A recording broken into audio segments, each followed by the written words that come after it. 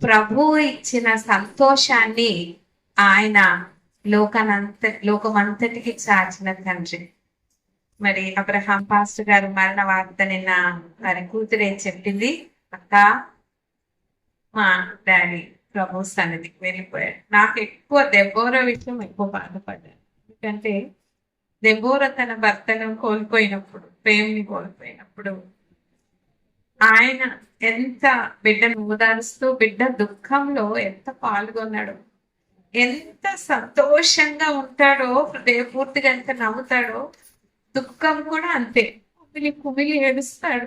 బిడ్డల పరిస్థితులు, బిడ్డల బాధలు, బిడ్డల కష్టాలు తండ్రి పంచుకోవడంలో నిజంగా ఆ తండ్రి చాలా మంచి తండ్రి. 5 బిడ్డల్ని ఇచ్చాడు, 2 కొడుకుల్ని ఇచ్చాడు తండ్రికి. కానీ దెబోరా అంత త్వరగా మరి తన భర్తను కోల్పోయినప్పుడు ఆ తండ్రి దుఃఖం, మరి ఆ బిడ్డకు వెన్నంటి ఉండి ఆ బిడ్డకు మళ్ళీ వివాహం చేసి సేవకున్నే చేస్తానని సేవకునికే ఇచ్చింది. ఏ కష్టం వచ్చినా తన బిడ్డల కష్టాలు వచ్చినప్పుడు మాతో పంచుకునేది, ప్రార్థన చేసింది. తన ప్రార్థన జీవితం నిజంగా చాలా గొప్ప.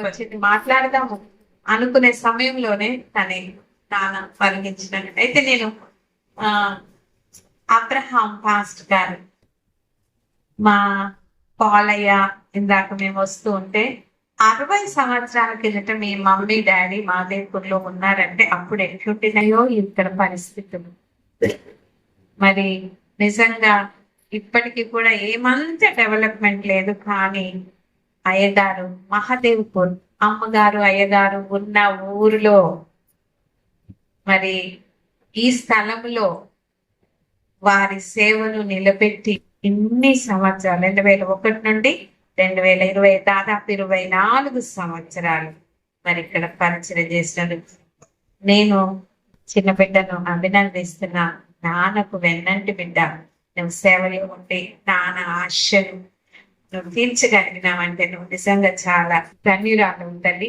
అయితే నాకు అయ్యగారి గురించి అబ్రహాం అనే పేరు సార్థకమైంది. విశ్వాసులకు ఈ మహాదేవ్పూర్ చుట్టుపక్కల ప్రాంతాలు, గోదావరి కని చుట్టుపక్కల ప్రాంతాలు ఒక లేమన్ గా తను సేవ మొదలుపెట్టి ఎంత మంది విశ్వాసులకు ఆయన పంచుతారు.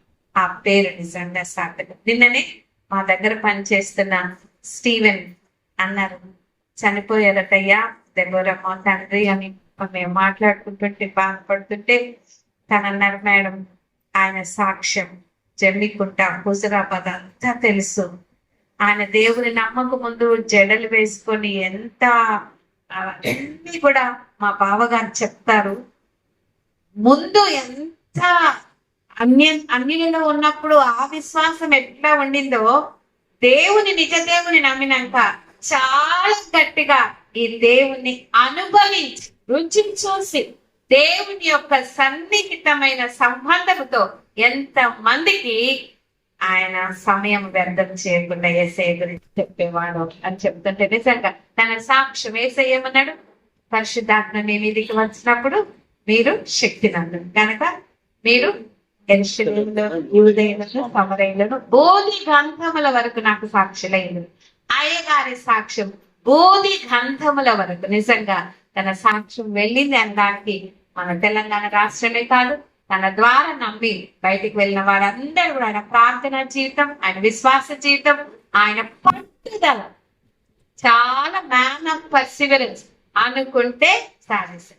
మా దగ్గరకు వచ్చి మేము కొంచెం కార్లో పంపిస్తాము నడవకంటే, లేదు మమ్మీ నేను నడుస్తాను అనుకుంటే యేసుక్రీస్తు యొక్క అనేకలను ఆకర్షించుటకు ఒక ఆయస్కాంతంగా దేవుడు వాడుతున్నాడు.